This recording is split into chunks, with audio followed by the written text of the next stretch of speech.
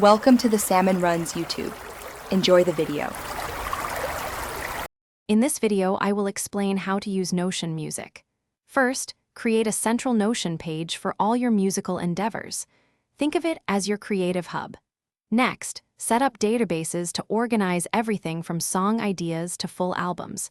You can add properties like genre, status, and even collaborators. This initial setup provides a robust framework, ensuring all your music-related information is structured and easily accessible in one convenient location, saving you valuable time and effort. Now, let's dive into organizing your music. Notion offers powerful database views like boards and galleries, allowing you to visualize your projects in different ways. You can link databases, connecting your songs to albums or artists, creating a truly interconnected system. Don't forget to embed audio files, sheet music, or links to your favorite streaming services directly onto your pages. This keeps all relevant assets right where you need them, enhancing your workflow significantly. Tracking your progress and collaborating with others is effortless in Notion. Use status properties to clearly see where each song or project stands, from idea to mastered.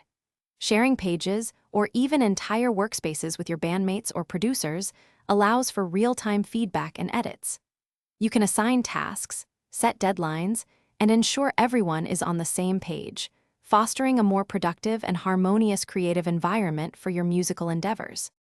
To take your Notion music setup to the next level, explore advanced features. Template buttons can automate recurring tasks, like creating new song pages with pre-filled properties, saving you precious time. Consider integrating Notion with other tools you use daily, such as calendar apps or file storage, for a truly seamless experience. Finally, dive into the Notion community templates. There are dozens of fantastic examples to inspire and optimize your musical workflow even further. Thanks for watching. Consider subscribing if we helped you.